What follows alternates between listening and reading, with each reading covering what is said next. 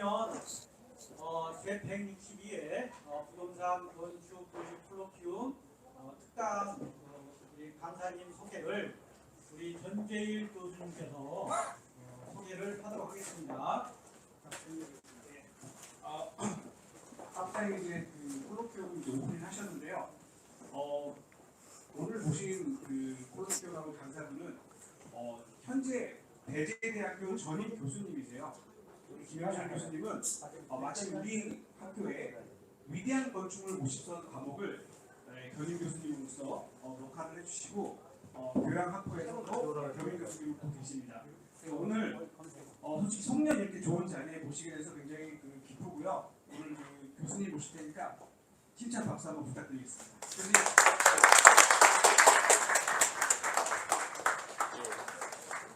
안녕하세요. 김영철입니다.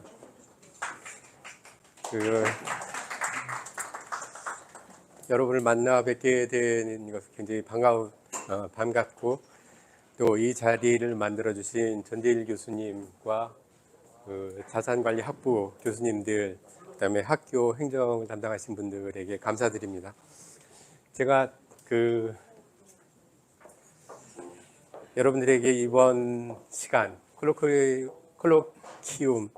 제가 독일에 있었기 때문에 이 단어가 독일식으로 발음이 되는 거는 여러분들 양해를 해주셔야 될 텐데, 발음뿐만이 아니라 생각의 방식도 이 독일의 이 성향이 아마 두드러지게 되는 거는 아마 여러분들이 굉장히 낯설게 여기실 텐데, 그분은 미리 여러분에게 양해를 구합니다. 아마 굉장히 어려운 주제가 될 거는 그 성격상, 특성상 제가 전공하고 또 제가 책임져야 될 분야는 건축 이론이라고 하는 분야인데, 이 분야는 우리한테는 익숙하기에는 아직 시간이 충분히 여밀지 못한 상태라고 생각이 됩니다. 건축 역사는 우리에게는 익숙한 분야가 된 거는 100여 년의 역사 동안 이 건축의 역사라고 하는 것이, 건축을 생각하게 될 때는 역사라고 하는 과목을 통해서든 혹은 역사적이라고 하는 단어, 또 이 건축물 자체가 이미 지어져 있는 상태로 우리한테 있기 때문에 익숙한 상태에 또 개념어이지만, 이 이론이라고 하는 이 말은 이치가 무엇인지 그것을 언어의 형식으로 다루어야 되는 것인데, 그렇게 하기 위해서는 우리 많은 생각도 해야 되고 고민도 해야 되는데, 그런 방식이 우리한테는 아직은 충분한 시간을 갖고 경험을 하도록 하지는 않은 것이 현실이어서 아마 제가 여러분들한테 말씀드리는 부분이 조금은 낯설 거라고 생각이 들지만, 그럼에도 불구하고 피해갈 수 있는 길은 아닙니다. 우리가 지금 처해 있는 상황이 어떤 상황인가, 우리라고 했을 때는 이 작은 영역에서의 우리뿐만 아니라 이 지구상에 있는, 그리고 인간이라고 하는 이름을 갖는 모든 존재자에게 다 해당되는 일이기 때문에 피해갈 수 없다라고 하는데, 우리 인간이 이 세상에 대면해서 우리 주장을 어떻게 하고, 또 우리가 다른 생물체하고는 다른 방식으로 이 세상에서 생존을 해 가기 때문에 특별한 방식일 수밖에 없고, 그 특별한 방식이 왜 특별할 수밖에 없는지, 그 다음에 특별하다라고 하는 것은 말하자면 보편적인 성격을 어떻게 확보해야 되는지는 우리가 고민해야 되는 거고, 그런 맥락에서 고민, 생각, 또 우리가 누구인지, 또 우리가 대면해야 될 세계가 무엇인지를 고민하고 질문해서 그것이 무엇인지 우리한테 지식의 형식으로 알려주는 사람들이 있고, 그리고 그런 생각들을 근거로 해서 우리는 그 생각을 이어서 말하자면 이 세계를 함께 살아가기도 하고, 혹은 그 생각을 뒤따라가서 살아가게 되는 그런 과정을 거치게 되는 거죠. 그래서 그런 이 구조를 조금 어려운 표현이지만 굉장히 압축적으로, 또 압축이 되다 보니까 추상적인 표현이 될 텐데, 이 구축이라는 말, 이 말은 서로 다른 재료들이 있다라고 했을 때 그 재료가 어떻게 하나의 목적이 되도록 하고, 그 목적이 우리의 삶에 유용하게 되는가 했을 때 그 목적에 부합하는 모든 것은 다 구축이라는 말로 성립하죠. 이상에 하나로 되어 있는, 말하자면 이렇게 석고틀에 이렇게 한 번에 부어서 되어 있는 이름을 갖는 것은 사실은 없는 상태이고, 그렇기 때문에 여러 가지의 것, 그것을 요소라고 이름하기도 하고 또 재료라고 이름하기도 하고 또 원소라고 이름하기도 했을 때 그런 것들이 결부되어 있는 상태라고 하는 거죠. 그랬을 때 그 자체의 과정이나 구도를 생각해야 되는 것, 이 일을 떠맡는 사람들은 우리가 아는 철학자들이죠. 그런데 그 철학자들이 해야 되는 일, 우리가 철학자라고 좀 너무 어렵게 생각이 되지만 생각하기 시작하면 해야 되는 일의 하나의 전체이고 그 일을 우리가 하나의 이름을 붙인다라고 하면 그거는 아, 이 세상이 이렇구나. 머릿속에 밝게 환하게 이 하나의 상으로 그려지는 일. 이걸 우리가 이 한자로 쓰듯이 하면 이제 철학이라는 이름이 되는 거죠.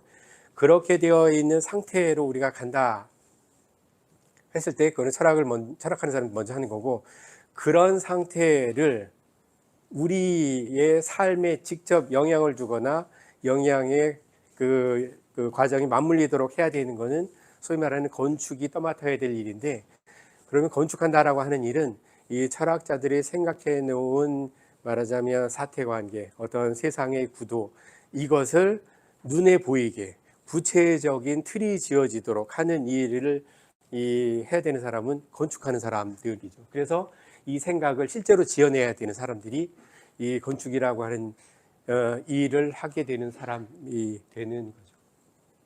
이런 맥락에서 조금 더 구체적으로 건축이 어떻게 정의가 되는가 했을 때 우리가 아는 가장 탁월한 정의는 오래전부터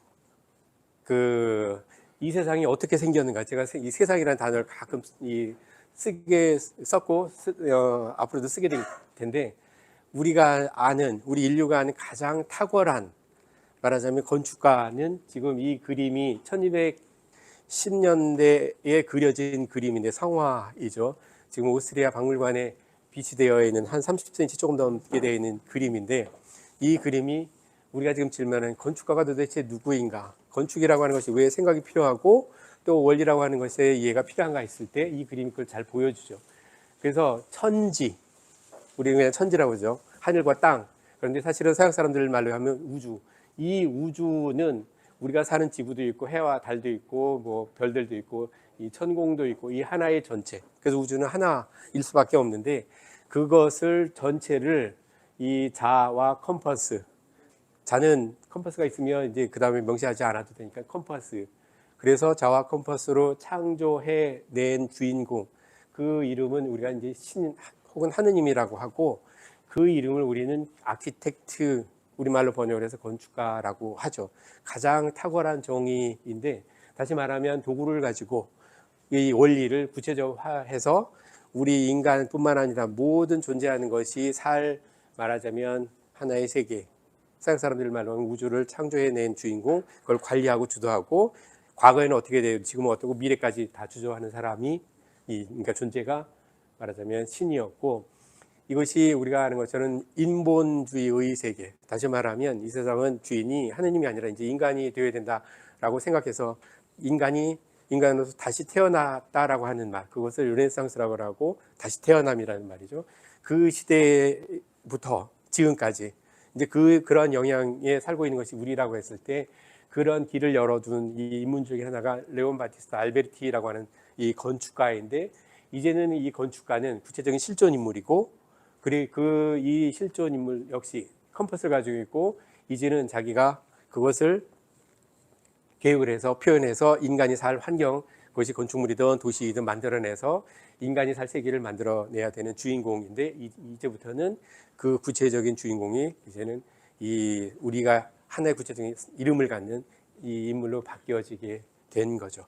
이 두 경우는 대별해서 볼 필요가 있는데 그럼에도 불구하고 우리가 지금 보려고 하는 건축이라고 하는 이 말은 근본적으로 원리라고 하는 이 말에 의해서 말하자면 정의가 될 수 있는데 그 부분에 대한 얘기는 곧 자세하게 말씀드리겠지만 생각해야 될 영역이 있다라고 하거나 하나의 대상이 있다라고 했을 때 그 대상의 이름은 우리는 흔히 우리말로 번역하면 보편이지만 서양 사람들의 혹은 중세 스콜라 철학의 표현으로 하면 우니베살리아 이 말을 이렇게 구체적으로 하면 그냥 우주인 거죠. 우리가 흔히 하는 것처럼 세상에도 이런 일이 있나 했을 때 세상에 해당되는 개념인데 그 영역을 눈에 두고 혹은 머릿속에 하나의 상으로 그릴 수밖에 없는데 그렇게 상을 그리도록 구체적으로 그리도록 하는 주인공이 있다라고 하면 그 이름이 건축이고, 또 다른 영역이 있다라고 하면 음악인데, 이 음악이 먼저 앞에 와 있는 거는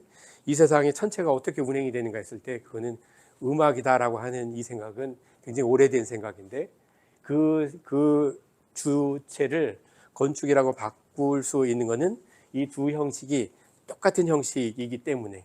재료가 다르죠. 이 음악은 우리가 만질 수 없지만 느낄 수 있는 소리로 되어 있다라고 하는 거고, 건축은 똑같은 형식이지만 거기서 필요로 하는 재료가 이 딱딱한 물질, 우리가 아는 뭐 철, 유리, 콘크리트 혹은 돌, 나무라고 하는 이 이름의 다른 재료의 속성 말고는 그 다음부터 전개되는 모든 이야기가 다 똑같은 구도이기 때문에 이 음악과 건축은 같은 맥락에 있고, 이 두 영역은 다 말하자면 이 우주 보편의 영역을 책임지고, 이제 그 위에 서게 되거나 그것과 맞물리거나 아니면 그 다음에 서게 되거나 하는 것에 따라서 우리 세상의 그 개념이라고 하는 단어, 그 다음에 현실이라는 단어와 함께 이 세상을 살아가는 거죠. 우리가 어떤 걸 계획을 할 때는 미리 생각을 하고 어떤 것이 필요한지 그 전체를 구도를 해서 일이 되도록 이제 실천을 해 나갈 준비가 되어 있는 상태, 그 상태의 개념이 역할하는 거고, 그래서 어떤 일을 계획을 했는데 이 일이 잘 안 되는 경우는 그거를 주도하는 사람이 개념을 가지고 있지 못한 경우. 그래서 참 우리가 가끔 하게 되거나 듣게 되는 표현이 당신 참 개념이 없다. 이 말은 이 사태가 어떻게 되어 있고 무엇으로 되어 있고 어떻게 구조가 되어 있고 전후 관계가 어떻게 되어야 되는지를 아직 모르고 있다라고 할 때 우리는 개념이 없다라고 하고, 그 개념이 말하자면 근거와 맞물려서 이 일이 진행이 되는 상태, 이때에는 우리는 그걸 현실이라고 하죠. 자, 이 구도가 이제 건축이 맞물려 있는 상태이고, 이런 생각의 실천들이 우리가 보는 이제 건축물들인데, 이 우리가 지금 질문하는 건축 도대체 무엇일까? 이제 구체적으로 질문했을 때는 이제는 우리로 하여금 이 건축의 영역에 혹은 그 위상에 도달하게 하는 이 근본 개념들, 생각의 방식에 익숙하거나 그 생각 구도 자체에 맞물려야 되는데, 그런 개념은 말하자면 우리가 생각하기에 필요한 모든 영역을 털을 하고, 그 다음에 과거의 경우와 그 다음에 미래의 경우도 어떻게 돼야 되는지 가능하게 하는 원칙, 선행, 형식, 그 다음에 이것이 제대로 되어 있는지도 다 알려주는 것은 이 근본 개념이다라고 하는 거죠.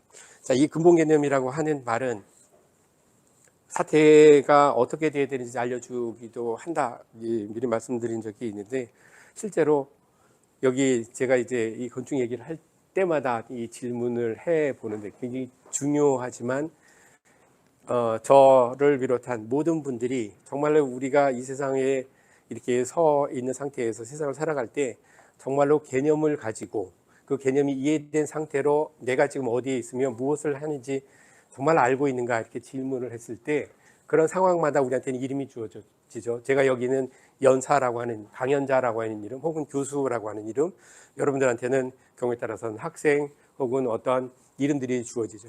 자, 이런 구체적인 사안, 그리고 조금 넓게 하면 여러분들은 지금 이 대학이라고 하는 이름의, 물론 사이버라고 하는 특별한 형식이 앞에 있지만 대학이라고 하는 이름의 이 영역에 여러분이 실제로 있고 몸을 담고 이 이름이 무엇 하라 있는지, 그 다음에 그 안에서 여러분에게 요구되는, 말하자면 가져야 될 개념이 이 무엇인지 이름이 다 주어져 있는데, 그 여러분들은 그 이름이 말하는 대로 실제로 그 이해하고 그 말이 말하는 대로 여러분 하고 있는가, 그건 굉장히 중요한 부분이라는 생각이 듭니다. 구체적으로 질문을 한번 해보죠. 대학이라는 이름을 왜 유니버시티라고 했을까? 또 그 다음에 대학교 2학년생은 1학년하고 4학년하고의 이름이 다 다른데 1학년, 3학년, 4학년은 특별하게도 1학년은 그냥 우리가 쓰는 일반어, 영어, 프레시먼이라고 그러고 3, 4학년은 라틴어에서 온 주니어, 시니어라고 하는데 2학년을 지칭하는 단어는 서포모어라고 그래요. 이게 그리스의 단어인데, 여러분 대학교 2학년생, 여러분이 지금 두 번째의 학년이면 여러분한테 주어진 이름은 서포모어라는 이름이죠. 그런 이 말이 무슨 말인가? 고민을 하도록 요구하지 않는 상황은 우리뿐만 아니라 뭐 제가 있었던 독일도 뭐 다르지 않고, 뭐 미국의 경우도 뭐 크게 다르지 않고, 제가 이걸 사람을 만나면 대부분 이제 질문을 해보는데 대부분 답이 없죠. 그 얘기는 우리는 굉장히 이상하게도 이 세상을 어떻게 살아가야 되는가 했을 때 생각이 있고 그 생각에 따라서 기회의 지시를 받고 어떻게 해야 되는지, 관계는 어떻게 해야 되는지 이 답을 지시받게 되는데, 그렇게 알려주는 그 근거에 대해서 우리는 너무나 무심한 것이 현실인 것 같아요. 그 얘기는 소포모라는 말이 무슨 말인지 모른다라고 하는 걸, 이 사실을, 현실을 통해서 그 사실을 바로 확인하게 되는 거죠. 질문을 뭐 했더니 제가 답을 하죠. 이 말은 굉장히 이상하게도, 자, 프레시먼이라고 하는 이 단은 1학년생인데 원래는 풀리시맨이어서 멍청한, 어리석은, 시행착오를 겪는 대학교 1학년생인데 왜 그렇게 되어 있는가는 아마 뭐 조금 길어지니까 그건 여러분이 한번 스스로 여러분의 생활을 한번 되돌아보시면 바로 확인이 될 거예요. 대학교 2학년생은 그 상태가 지속이 되면 안 된다라고 하는 거는 당연한 일이죠. 내가 계속 시행착오를 하고 내가 여기에 왔는데 내가 뭘 어떻게 해야 되는지 모른다. 그러면 그건 1학년으로 충분한데 2학년이 그렇게 된다. 3학년이 계속 그렇다. 그러면 그 대학이라는 이름은 그러니까 무색한 거죠. 모로세라고 하는 말이 그리스 말로 멍청한이라는 말입니다. 그러니까는 풀릿이라고 하는 말의 그리스 말인데 이 상태가 여전히 남아있죠. 그런데 대학교 2학년생부터는 질문해야 되는 단어가 이제 구체적입니다. 소포스. 이 말은 소피아라고 하는 말의 형용사예요. 지혜로운이라고 하는 말이죠. 그래서 대학교 2학년생부터는 이제는 지혜가 뭔지를 질문하고, 그리고 그 말이 어떻게 성립할 수 있는지, 그 말이 나한테 언제 해당될 수 있는지, 그것에 대한 내용이나 첫 번째 문제의식을 가져야 되고 그 내용이 어떻게 터득이 되는지를 나는 훈련해야 되는 상태이죠. 그러면 자, 이 소피아라고 하는 상태, 지혜하고 지식은 엄연히 다르죠. 그래서 지식은 그것이 많거나 적거나, 여러분들이 아마 이 대학이라고 하는 이름에 왔을 때는 내가 지식을 많이 쌓아서 뭐 다른 사람보다 더 많이, 뭐 그게 스펙이라는 이름이든 뭐 어떤 이름이든 다른 사람보다 더 많이 한다고 자랑하러 왔다 했을 때 그런 방식은 대학이 아니어도 돼요. 그거는 앉아서 독학이어도 되고 다른 여러 가지 방식이어도 되고 다른 사람보다 빨리 또 늦게 이렇게 될 수 있고, 그리고 그때의 척도는 지식은 많거나 적게, 게으른 사람은 적을 수 있고 부지런한 사람은 많을 수 있어요. 근데 대학에서 이 기구를 통해서 그 다음에 우주가 작동하는 방식이라고 하는 이 원리, 이 관점에서는 지식을 문제 삼지 않아요. 그것이 결정적이지 않다라고 하는 거죠. 그럼 무엇이 결정적이냐 하면 지혜가 결정적인데, 지혜는 그 속성이, 근본 속성이 많다 적다가 아니라 있거나 없거나예요. 저 사람은 지혜롭다, 지혜롭지 못하다, 둘 중에 하나예요. 그래서 지혜로운 자, 이렇게 되어야 된다라고 하는 것은 우리 모두가 고민해야 될 바고, 그리고 지혜롭게 되기 위해서 필요한 지식은 그 양이나 그 방식이 뭐 우리가 전혀 이해 못할 바, 아니면 뭐 어마어마하게 말해야 된다, 이렇게 되어 있지 않아요. 엄밀하게 구체적으로 얘기하면 지혜롭게 되기 위해서 우리가 알아야 될 근본 개념은 사실 4가지밖에 없어요.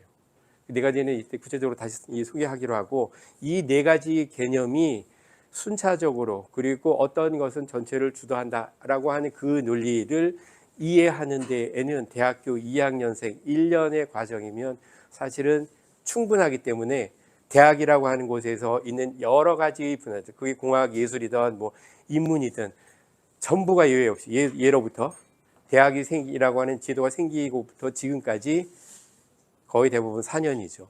특히 1600년대부터 이제 미국을 중심으로 생각을 한다라고 하면 이 전공의 분류에 상관없이 4년이다라고 굉장히 이상하죠. 이 물리학하는 사람들하고 섬유 뭐 비유해서 좀 그렇지만 어떤 분야는 뭐 그 한 달 정도 이렇게 뭐 교과서라고 되어 있는 책을 다 읽으면 그 분야가 훤해질 것 같은데 왜 또 4년이고, 물리학이나 이런 이 뭐 전자나 수학이나 이렇게 어렵다라고 하는 과목도 분야도 전공도 4년 만에 졸업을 하도록 되어 있다라고 하는 것은 행정의 편의를 위해서 그렇게 되어 있나?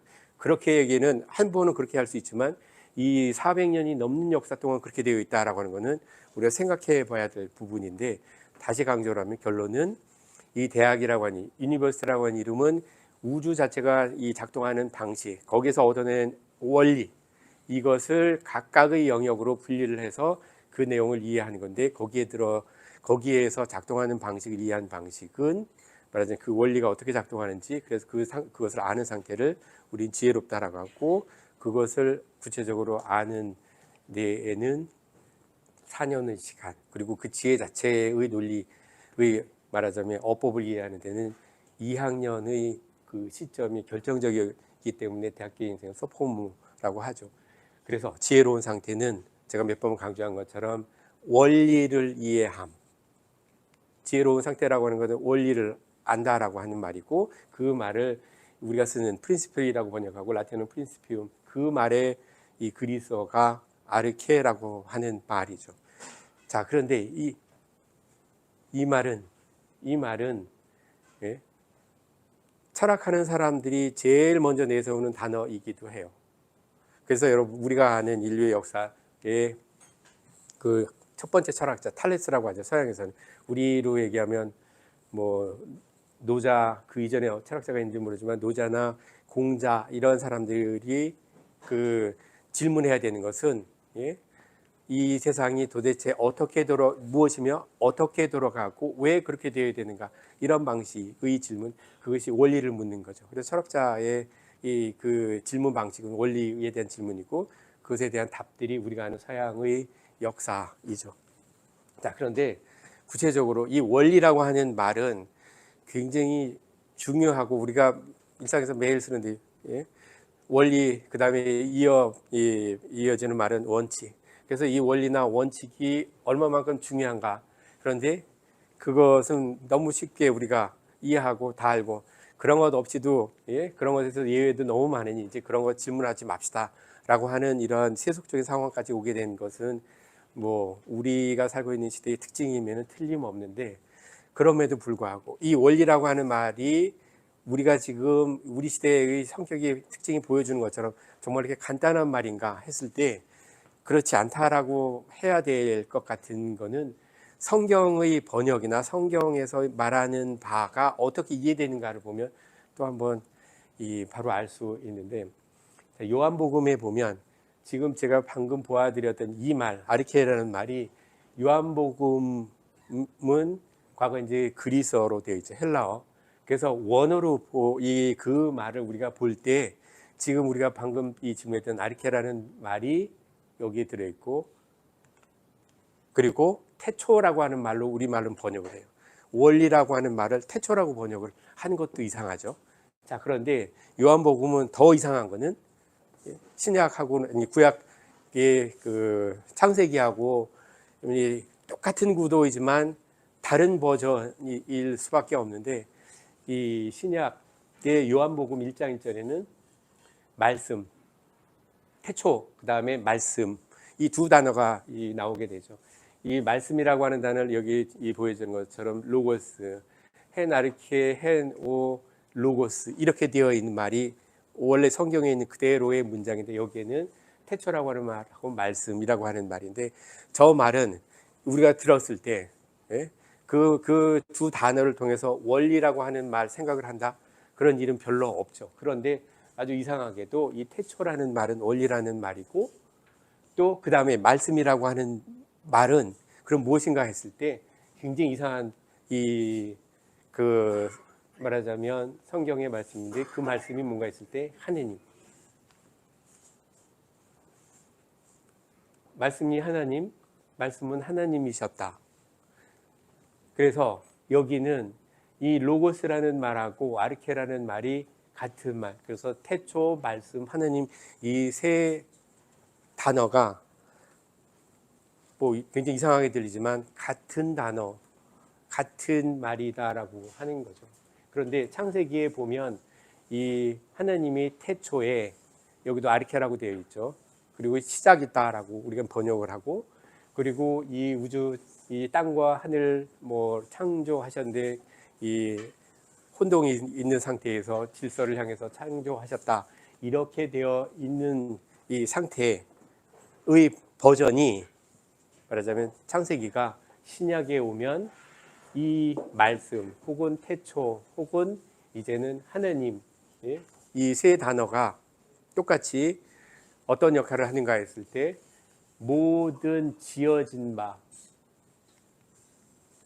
모든 것을 지은 주인공이 자, 태초라는 말, 하느님이라는 말, 그 다음에 말씀이라는 말, 이 세 단어가 하나로 되어 있고 그 모든 지은 바 되었다라고 하는 건 아까 우리가 처음 보았던 것처럼 이 세상에 존재하게 될 혹은 존재해 왔던 것, 그 다음에 존재하고 있는 모든 것, 이름을 갖거나 모양을 갖는 모든 것은 무엇이 지었는가 했을 때 이제 구약 창세기 버전은 하느님이 지으셨어요.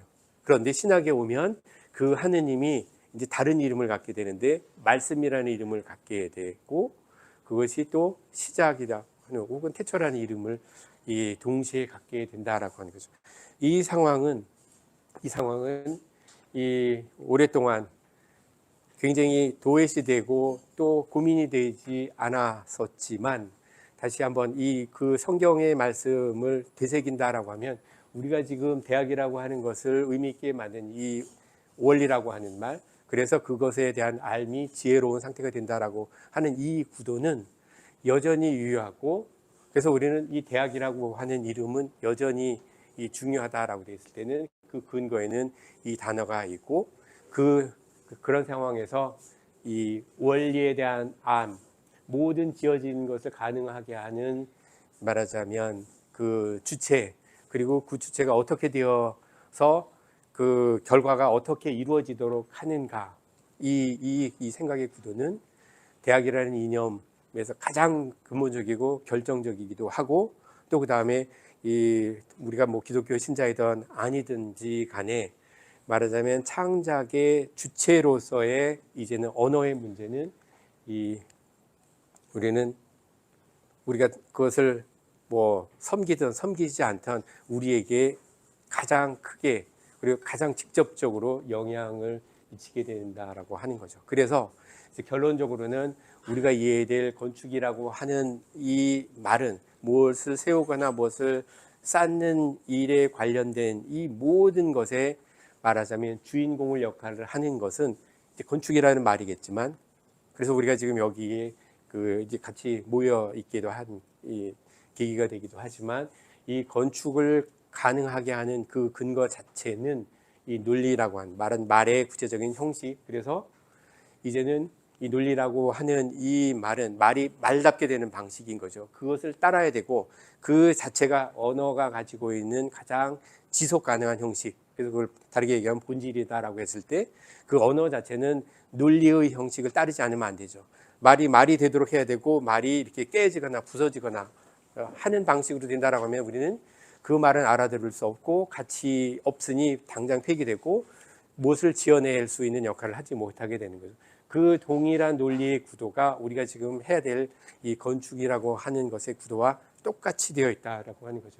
그래서 건축을 하는 사람들이 가장 구체적으로 그리고 먼저 내가 재료를 수급해서 그것을 말하자면 시공, 그래서 건축물이 내 눈앞에 나타나게 되기 이전에 내가 나서서 주도적인 역할을 해야 된다라고 했을 때 가장 중요한 부분은 말하자면 이 논리 체계가 먼저 서 있어서 그 문법의 논리를 따라야 된다라고 하는 것처럼 이 건축의 경우는 그 근거에 대한 이 체계, 그것에 대한 이 지식이 그 원리에 대한 알 있고 그것이 그 건축의 정의를 가능하게 하는 근거이자 배경이죠. 자, 이 생각이 구체적으로 지어지게 된 데에는 우리가 아는 이 몇몇 사람들, 우리가 지금 이해하는 이 건축이라는 용어, 우리는 건축 이렇게 쓰지만 이거는 이토츠타라는 일본 사람이 1897년에 번역을 했는데 그 번역의 근거는 서양 사람들이 쓰는 아키텍처라는 말이었고, 그 말을 구체적으로 풀면 아르케, 그 다음에 텍토니케, 그리스 말이어서 다 텍토니케라는 특히 어려운 말이긴 하지만 순수하게 우리말로 하면 앞에 있는 아르케라는 말은 제가 말씀드렸던 것처럼 원리라는 말이고, 그 뒤에 이어지는 말은 우리말로 번역하면 짓다의 명사의 지음이죠. 그래서 원리를 짓다라고 하는 말이 건축이라는 말, 아키텍처라는 말, 2500년 동안 이 지속되어 왔던 말의 이 근거, 말하자면 정의인 거죠. 그 말에 가장 의미 있는 이 말하자면 주동자는 우리가 아는 것처럼 소크라테스부터 플라톤, 이 아리스토텔 이 세 사람이 아르케라는 말을 정의한 것, 그 이전의 철학자들의 성과 내용들을 정리하고 그것을 체계화해서 구체적으로 대화 형식으로 알려줬고 그 방식을 이 말하자면 그 우리가 아는 형이상학이라고 하는 이름의 체계로 만들어서 대학이라고 하는 형식까지 이 가능하게 했던 장본인이 이 아리스토텔레스였던 거죠. 그래서 이 두 사람이 없었다라고 하면 우리는 이 어떻게 지어야 될지, 무엇을 지어야 될지, 그리고 지어진 것의 가치가 무엇인지를 알게 되는 일은 아마 굉장히 요원한 일이었을 텐데 그런 일들이 이미 이 그림이 보여주는 것처럼 1825년에 그려진 그림일 텐데 그런 모든 행위, 우리가 많은 노동을 통해서 그 다음에 누군가의 생각, 그 다음에 하나의 비전이다라고 하면 그런 생각을 구체적인 재료, 그 다음에 그 재료를 연결해서 우리가 사는 생활 세계로 만든다라고 했을 때 이 생각의 근거가 어디서 왔냐면 바로 2500년 전의 그리스에서 왔다라고 하는 것을 이 그림은 굉장히 구체적으로 보여주는 거죠. 그래서 서양 사람들의 역사는 이 그리스 사람들이 생각했던 바 그리고 그 생각의 체계화 그것이 전승되고 그것이 다르게 번역이 되고 그것이 신의 말하자면 유대교, 기독교의 체계화 결부시켜서 하나의 다른 체계로 만들어가는 그리고 또 그것에 대한 반박, 부정 혹은 변용 이것의 역사가 서양의 역사이고 그 내용이 이 하나의 그림으로 보여지는 거죠. 그래서 이 우리가 지금 이 생각하는 그리고 이 마지막에 있는 건축이라는 단어도 말씀드렸던 것은 이 이토츠타가 이 말을 번역을 해서 여기에 오게 된 것인데 이 말의 근거는 중국에도 사실은 거의 쓰여지지 않았던 말이고 1890년대 이전에는 일본에서는 조가라고 했고 우리의 말하자면 문화에서는 영건이라고 하거나 영조라고 했고 이 중국에서도 뭐 영건, 영조 그 다음에 경우에 따라서는 토목이라고 하는 단어로 그 우리가 살 세계를 표현해 왔죠. 그런데 그 단어들을 다 지워내고 특히 이 일본 조가라는 단어부터 지워내고 건축이라고 하는 단어로 이 서양 사람들이 생각하고 이해했던 그래서 보여줬던 바를 이 실천해야 되겠다라고 했을 때는 바로 이 단어 2500년 전에 만들어졌던 이 단어가 결정적인 역할을 했던 거죠. 그런데 아주 놀랍게도 이 단어가 그리스 단어였었는데 이 세상 민족 역사에는 그리스 사람만 있는 것이 아니고 로마 사람들도 있고 그 유명한 이탈리아도 있고 뭐 프랑스나 독일 사람들도 있었죠. 그래서 각각의 이 문화권마다 이 생활 세계를 책임지거나 그것을 구체화하는 이 형식의 이름은 다 있었죠. 우리가 예를 들면 뭐 영조라고 했고 일본 사람 조가라고 했거나 독일 사람들이 바우쿤스트라고 하거나 이탈리아 사람들이 아이디피카토리아라고 했고 또 그리스에서도 오이코도미케라고 하는 말이 있었음에도 불구하고 어떻게 이 단어가 2500년 동안 지워지지도 않고 그 많은 도전이 있었음에도 불구하고 유지되어 왔는가 했을 때에는 이 가장 구체적이고 가장 명료하고 그 다음에 더 이상의 것이 도대체 가능할까 했을 때 그렇다라고 할 수 없는 이 개념어이기 때문에 다른 민족, 다른 언어권에서도 이 단어를 이 붙잡고 말하자면 이 생활 세계를 책임지고 이 단어를 다시 사용하도록 하게 되었던 것이 이 건축의 역사이기도 하죠.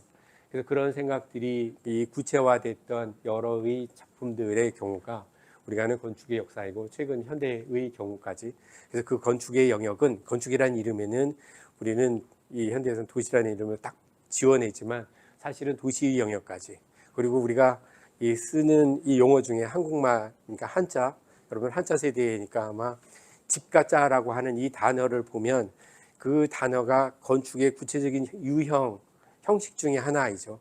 그런데 그 집가자를 쓰는 경우는 실자와 다르고 또 채자와 다르고 또 옥자와 다르고 뭐 여러 가지 한자는 이걸 다 분절해서 쓰고 있는데 이 집가자의 형식은 굉장히 특이하죠. 다른 거는 다 구조 형식이나 재료, 기능 때문에 이름이 주어져 있다라고 할 때 이 집가자의 경우는 그 안에 돼지 시자가 있고 이 지분 구조 형식만 있는 것 다 알죠. 그런데 그 단어를 여러분들이 아마 이 네이버나 구글에 검색을 해보시면 돼지가 중요하니 돼지가 살 집이다 이렇게 설명을 하고 이 돼지는 어려운 시기에 식용으로 잘 키워서 뭐 행복하게 가족들이 살았다 이렇게 설명하는 것이 거의 대부분이에요. 그런데 그런 이 설명처럼 집이라고 하는 이 유형화된 건축이 오해되거나 아니면 그 건축이 차지해야 될 위상을 보지 못하는 경우가 또 있을까 싶은데 단적으로 반례를 들어보면 우리가 집가자가 정말 돼지를 키우는 아주 그냥 단적으로 얘기하면 돼지 우리를 이 집가짝으로 했을까 그러면 도대체 가문의 영광이라는 말은 도대체 돼지가 많거나 아니면 돼지가 뭐 대대손손 제 역할을 하는 그런 구조인지 또 다른 하나 반례를 들면 국가라고 하는 이 가짜도 집가짜인데 그때의 이 형상에는 돼지를 많이 뭐 경제력을 대신하겠다라고 하는 건지 그 말 지금 네이버 사전에 해명하는 방식은 뭔가 보지 못하고 있는 것이 분명히 있는 거죠. 그래서 구체적으로 제가 이 중국의 한자 사전을 찾아서 확인해 본 바로는 이 집가자에 들어있는 돼지시자는 말하자면 신성함의 상징이었고 그 상징을 구체화한 형식, 이것이 우리가 아는 원리, 삶의 원리를 주도하는 주인공의 이름을 예를 들면 신성이라고 생각했고 신성을 상징적으로 표현했던 이 대상이 돼지였던 것, 그래서 그것은 보존이 되어야 된다라고 하는 의미에서 이 집가자가 이 집에 관련된 유형의 가장 중요한 형식으로 남아 있었는데 우리는 그거를 돼지 우리 깐이라고 이렇게 설명을 하고 뭐 한자 시험 볼 때도 그렇게 이해하는 방식으로, 그리고 그렇게 이해되면 정답이다라고 이렇게 하는 방식으로 되어 있는 거죠. 짧게 요약을 하면 도시의 영역, 그 다음에 국가라고 하는 이 개념을 통해서 이해할 수 있는 것처럼 국가의 영역까지도 사실은 건축이라고 하는 이 말이 책임져야 되는 거고, 그래서 정책 위반이나 이런 과정도 사실은 건축이라는 이름으로 서양 사람들이 쓰는 거는 그 배경 맥락이 있는 거죠. 이 세 번째 주제어인데 이 생각이 말하자면 어떻게 원리가 어떻게 작동을 하는가, 이번에 창작의 원론에 해당되는 부분인데 그 아마 그 실제로 건축물 어떻게 계획이 되고 또 구체적으로 재료 수급은 어떻게 되고 시공의 현장, 그 다음에 그 지어진 이 건축물의 가치는 어떻게 되어 있는지는 아마 어쩌면 여러분들이 저보다 더 구체적으로 잘 알고 계실 것 같아서 제가 하나의 비유, 건축이라고 하는 말을 일본 사람이 번역한 잘못된 번역인데 건축이라는 말은 앞에 있는 단어가 빠져 있죠. 서양 말에 번역한다라고 했는데 번역을 말하자면 하다가 만 상태예요. 제가 아까 처음 말씀드렸던 것처럼 이토 추타라는 사람이 서양의 아키텍처라는 말을 번역을 하겠다라고 했고 그 주장이 설득이 돼서 이제 건축이라는 말이 생기게 되었는데 그 논문은 굉장히 유명한데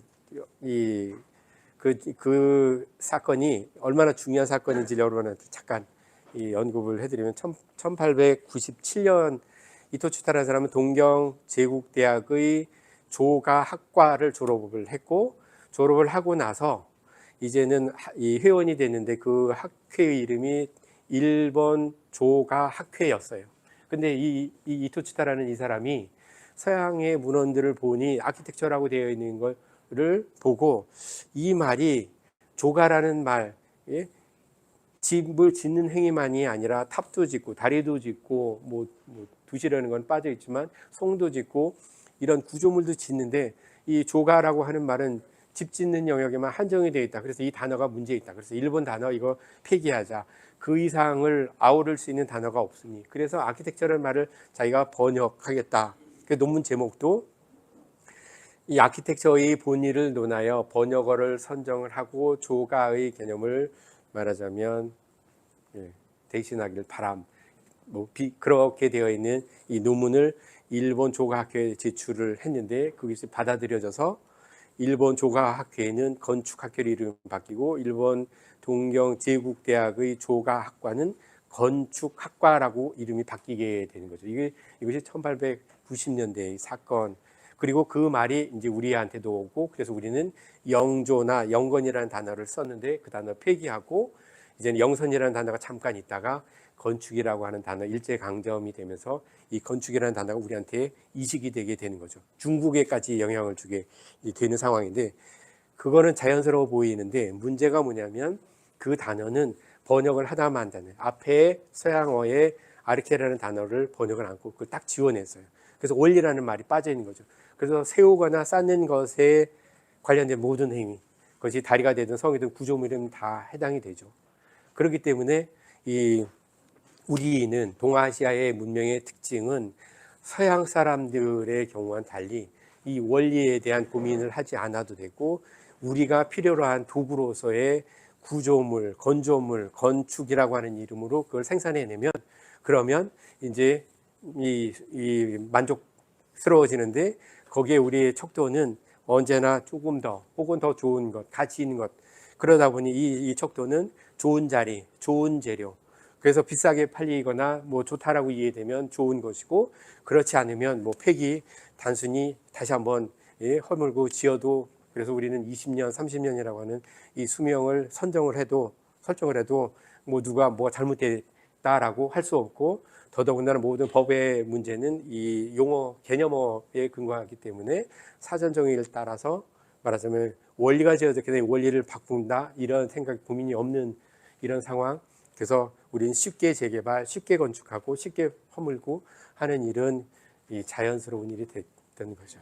그런 맥락에서 이 원리에 대한 이해는 결정적인데, 이 원리가 어떻게 작동하는가, 아까 말씀드린 적이 있는데, 이 원리가 작동할 때는 네 가지 근본 개념이 그 작동을 하게 되어 있고, 그 개념이 작동하는 영역은 우리가 짓는 것에 관련된 모든 영역에 다 해당이 되죠.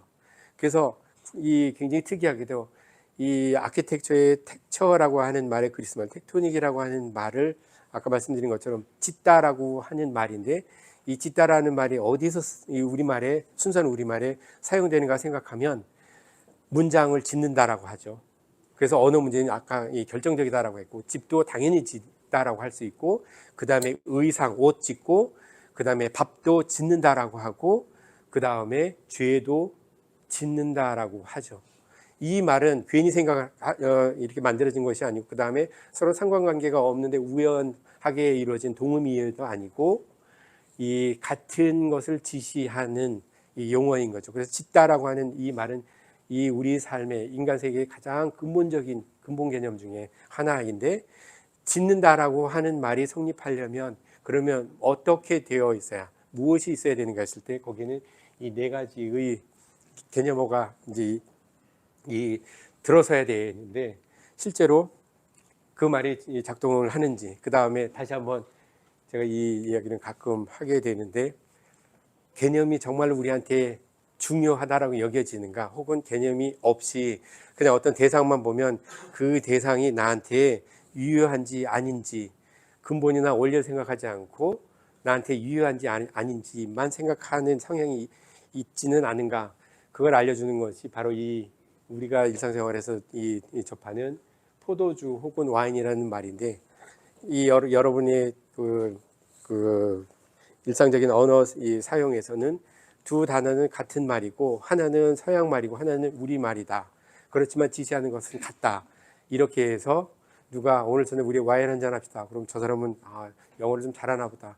그냥 포도주 한 잔을 샀다라고 하면 좋을 텐데, 예? 우리 말이고 순화된 표현이고, 그건 굉장히 큰 오해이고요. 이 두 단어는 전혀 다른 것을 지시하는 말이기 때문에 결과도 달라지고 과정도 당연히 달라지게 되죠.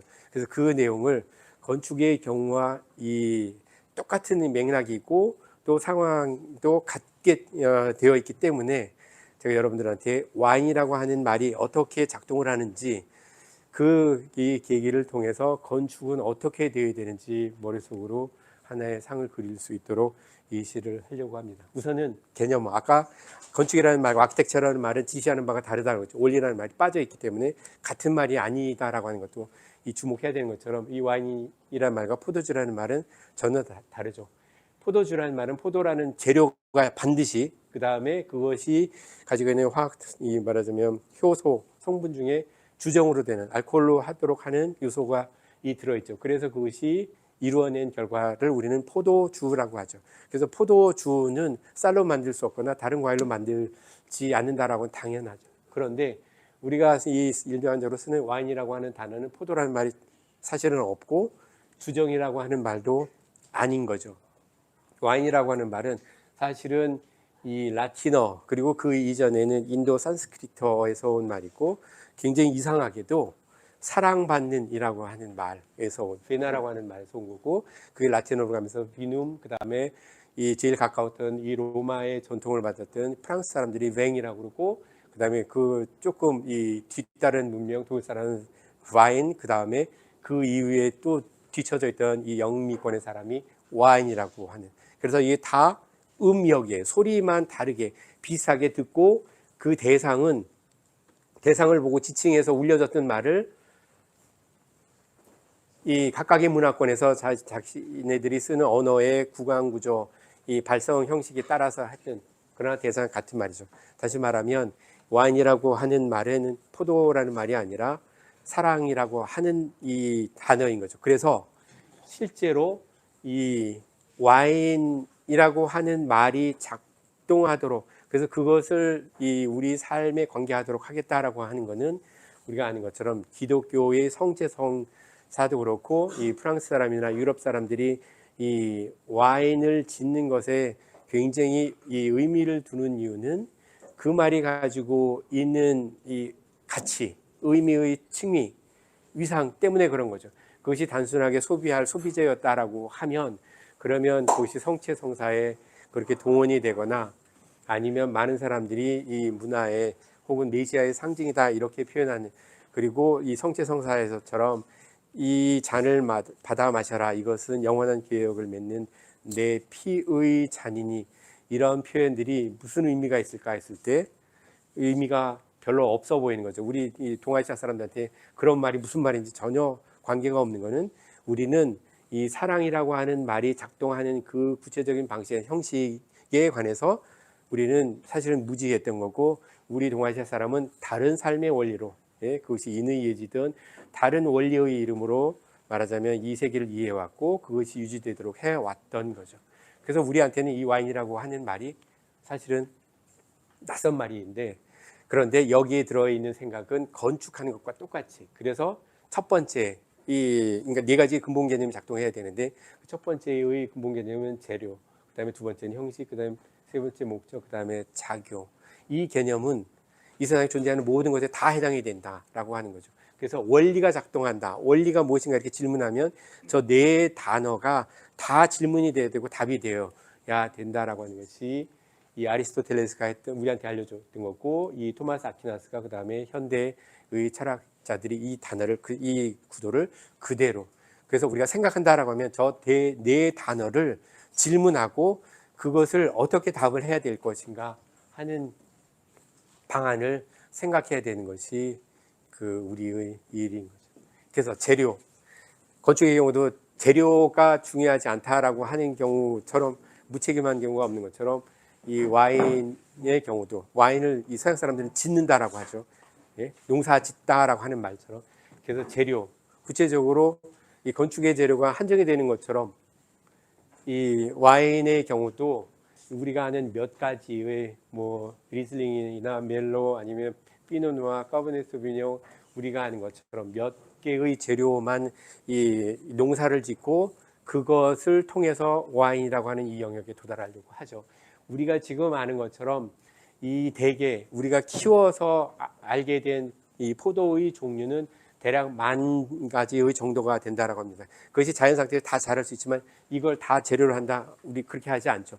특별하게 우리가 지속 가능하고 우리가 원하는 형식에 부합할 이 재료들만 몇 가지를 선정을 해서 우리는 이 와인이라고 하는 이름에 도달하도록 하고 이 재료가 제 역할을 하게 되는 우리가 콘크리트가 되든 철이든 이 순철, 연철, 뭐 강철 이렇게 고민을 해야 되는 것처럼 이 말하자면 재료도 자연에서 그냥 아무렇게나 방치된 상태로 그냥 얻어지는 게 아니죠. 아무 데서나 그것이 자랄 수 있는 조건, 안개가 있는 지역이거나 우리가 가장 좋은 토양의 로마네콘티 이런 지역, 그 다음에 그 재료가 재료 역할을 한다라고 했을 때에는 이 샤블리 지역에 사는 것처럼 우리가 이 돼지머리 넣고 고사 지내는 것처럼 여기도 의식을 통해서 그 재료가 인간이 할 수 있는 이 부분이 있고 자연 스스로 신의 섭리를 따를 수밖에 없는데 신의 섭리가 인간에게도 말하자면 이 의미 있고 가치 있는 방식으로 되다라고 기원하는 형식은 우리도 하고 이 재료에 관련된 말하자면 서양 사람의 경우도 하죠. 그렇게 해서 얻어진 이 결실은 인간의 손에 의해서 고대 노동과 손을 거쳐서 다음 단계 그렇게 해서 얻어진 재료는 이제는 우리가 다 그래서 포도라고 하는 이름 잘 익은 포도라고 하는 이름이 되어야 재료로서의 가치를 갖게 되는 거고 그 다음에 거치게 될 이 과정은 형식 다르게 얘기하면 건축 용어로 하면 구조죠. 이것이 구조가 되도록 해야 되는데 이 와인에서의 가장 결정적인 혹은 탁월한 방식 오랜 역사 동안 이 그리스 시대부터 중세를 거쳐서 지금까지 알려진 가장 탁월한 방식은 그 재료를 인간이 직접 다스려서 말하자면 우리가 하는 과즙이 되도록 넥타라고 하는 이 상태가 되도록 해야 되는 거고 이 재료가 구조가 되도록 할 때 재료 자체 말고 유일하게 첨가되는 재료가 하나 있다라고 하면 이 이스트예요. 그래서 이 와인을 말하자면 지을 때 이 불가피하게 첨가해야 되는 것이 이스트인데 그거는 이 이유. 재료가 재료 역할을 할 수 있는 가능성은 다 가지고 있지만 그 상태를 자연에 맡기면 그러면 자연의 시간은 우리 인간의 시간하고 전혀 다르기 때문에 언제 발효를 하게 되고 기후나 온도, 습도나 이런 관계가 우리가 이 기후가 시시각각 바뀌는 것처럼 그래서 그것이 컨트롤되지 않고 그래서 이 만족하는 결과에 도달할 수 없기 때문에 인간이 인위적으로 첨가하는 유일한 재료는 이 이스트인 거죠. 그 다음에 우리가 이제 도달하려고 하는 이 영역 그런 자연의 상태, 자연적으로 되어야 되는 과정에 단순히 조력, 거기에 이스트를 첨가하더라도 그것도 이제 자연에서 온 것이긴 하지만 그런 상태로 되는 것이 우리가 도달하려고 하는 사랑받는 이라고 하는 상태가 된다라고 하지는 않죠. 그래서 이곳에 도달하기 위해서 우리한테 필요한 것은 몇 가지. 지금 보관해야 될 통. 그래서 우리가 보통 많은 비용, 좋은 와인, 정말로 내가 사랑을 받고 있다라고 느끼게 되는 그런 방식에는 이 몇 가지 장치, 이 통이 말하자면 새로 구해서 그거를 술을 담는 새 푸대라고 성경에는 푸대라고 하는 통이죠. 그것이 제 역할을 하기 위해서는 이렇게 불 가공을 해야 이것이 누수게 되지 않고 튼튼한 구조가 되기도 하고 또 이 불에서 이 나무에서 온 이제 또 다른 이 속성이 말하자면 포도즙에 이 영향을 주게 되면서 초콜릿 톤이나 아니면 체리 향 이런 것들이 이제 느껴진다라고 하는 것은 이 통에서 오는 거죠. 그렇게 해서 구조가 만들어지게 되는 과정을 거치면 이제는 이 또 다른 하나 마지막 이 모든 것들이 도대체 무슨 목적을 위해서 건축 용어로 하면 기능이 잘 작동해야 된다라고 하는 건 결정적이죠. 그렇게 해서 그냥 눈으로 보는 것이 아니라 우리의 삶에 구체적으로 이 기능을 해야 되고 또 어떤 의미나 가치를 가질 수 있도록 하는 것이 되어야 되죠. 우리가 와인을 짓는 이유는 일상생활에 말하자면 목마름을 채우고 또 그 자체가 가지고 있는 이 여러 가지 성격들을 확인하는 일.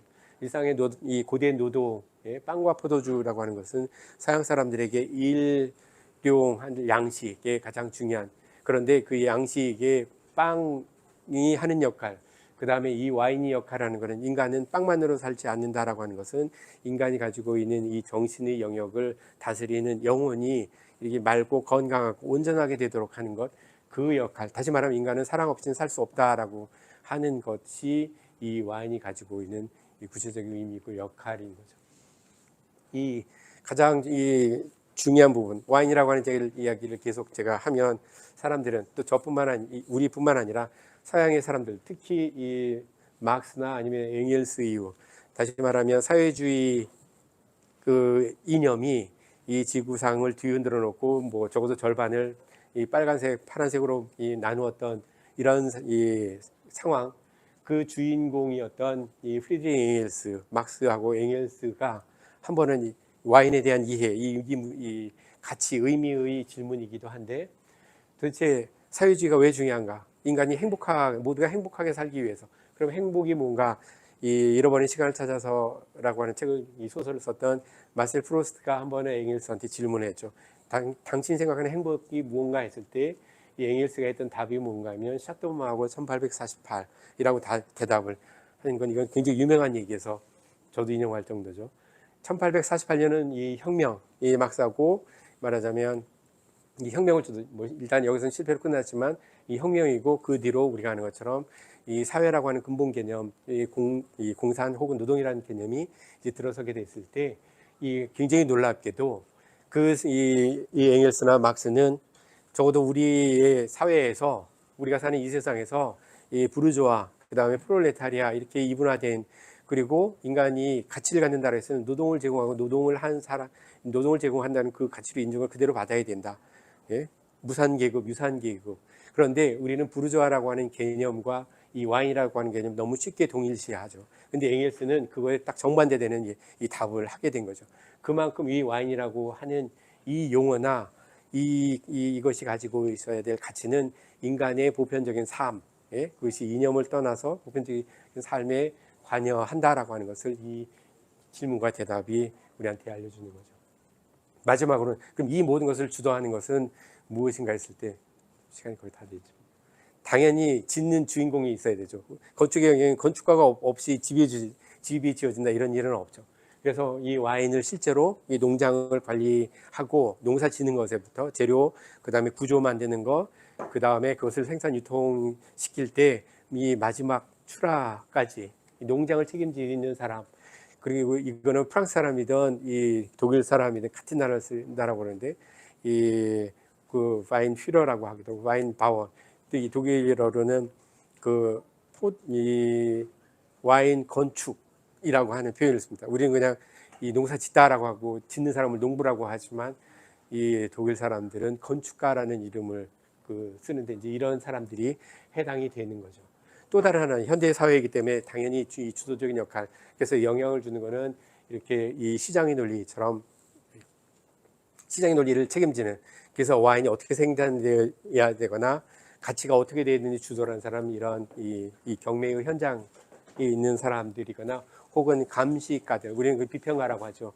이 감식가들의 영향은 굉장히 커서 이 사람들에 의해서 평가된 가치의 정도에 따라서 말하면 시장의 논리가 정해지기도 하고, 또 우리가 어떤 정말 잘 지어진 와인을 우리 일상생활에서 소비할 수 있는가 없는가, 이 사람들이 영향을 미치기도 하죠. 그럼에도 불구하고 결정적인 것은 이 와인을 실제로 짓는 사람들은 한 개인이거나, 예? 어떤 특별한 이해관계이다라고 하는 상황이 지속되어 있는가 했을 때, 그런 경우가 이제 대부분이지만, 예? 그런 경우는 그것이 없어졌던가 다른 사람에게 넘어가거나 이런 경우지만, 우리가 아는 소위 말하는 명가라고 하는, 그래서 이 가치를 알고 와인이 어떻게 지어지면 무엇인지를 아는 사람들은 그것을 자기네가 구현도 하지만 그것을 그 인류 역사 동안 하도록 하고, 그 내용을 예외 없이 혹은 타협 없이 실천하는 사람들, 그런 사람들이, 그런 말하자면 가문들이 몇 있고, 그런 가문 중에 하나가 이 샤토 이케임이거나 혹은 라피테 혹은 샤토 마고, 이런 사람들이죠. 그래서 이런 이름들은 여기 지명 이름이고, 라피테나 이런 로실, 이런 사람들은 가문의 이름이지만, 이 가문은 우리가 지금 보려고 하는 와인이라고 하는 말을 구체적으로 실현하고 그 상태가 어떤지를 너무나 잘 구체적으로 알려주는 이 상태인데, 특히 이 샤토마고라고 하는 이름은 굉장히 특별한 역사. 이 프랑스의, 그러니까 와인의 가장 종주국은 프랑스 아니면 이탈리아라고 했을 때 이 프랑스의 가장 대표적인 그 주인공이었죠. 그런데 긴 역사를 가지고 있었던 이 샤토마고가 1970년대 되면 경영 위기, 또 이 와인은 정말로 말 그대로 포도주가 되면서 이제 소비 코카콜라한테 이제는 그 세력이 밀리게 되면서 그 같이 그러면서 이제 어려워지게 된 상황에서 이 그리스 사람이었던 앙드레 멘첼로 플루스가 그 농장을 인수했는데, 이 문제는 이 프랑스의 국회에서도 문제가 될 만큼, 왜냐하면 프랑스의 가장 대표적인 와이너리이고 와인이 무엇인지 알려주는 주인공이라고 했는데,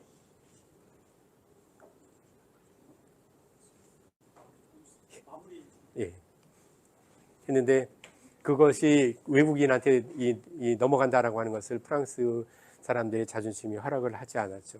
그런데 이 사람은 이 구체적인 비전도 제시하고 이 농장에 굉장히 많은 부분 투자하고, 그래서 다시 80년대가 되면 그 명상을 다시 되찾게 되고, 그래서 2015년 그 다음에 지금 이 두 자녀가 이 주인공 역할을 하다가 앙드레 이후에 그 다음에 이제 3대까지 이어지는 이런 상태에서도 이 그 샤토마고는 우리가 아는 사랑의 실천이라고 하는 것이 정말 무엇인지를 가장 명료하고 가장 구체적으로, 그래서 그 여러분이 혹시 기회가 되면 좋겠지만, 예, 이 장소의 체험, 저 여기 이 동영상을 보여드리면 딱 좋겠지만 시간이 될지 모르겠습니다.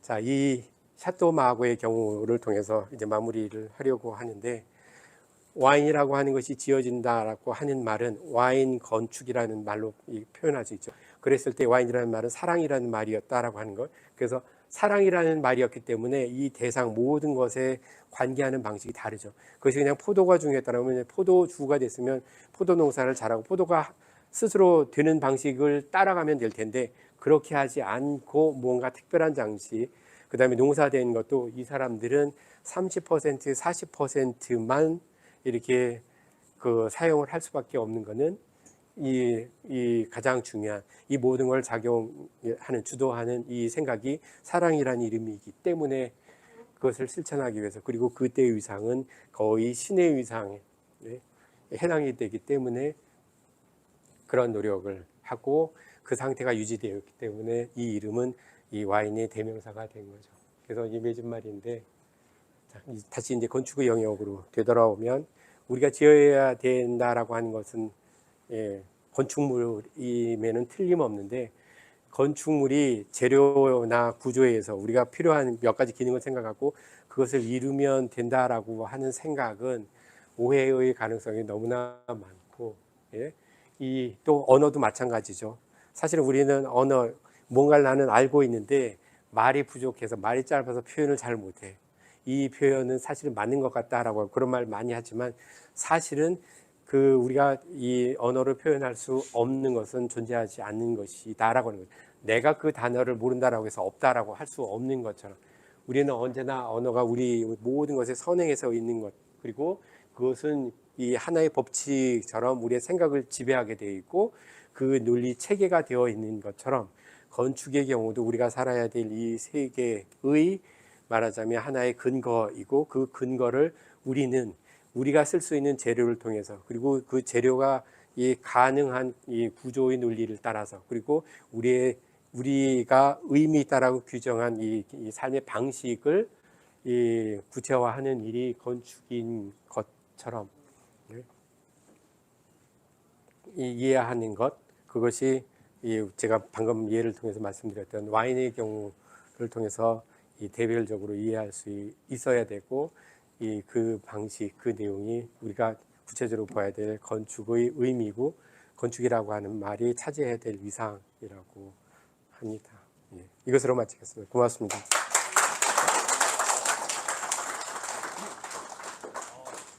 건축에 대해서 저도 오늘 많이 배웠습니다. 정말 감사합니다. 박수 한번 부탁드립니다. 네, 1부를 마감하고요. 2부 시작하겠습니다. 빨리 나오세요. 불 켜주시고. 잠깐 안내 말씀드리겠습니다. 잠깐 저희가 그 무대 정비할 시간이 좀 필요할 거라서 화장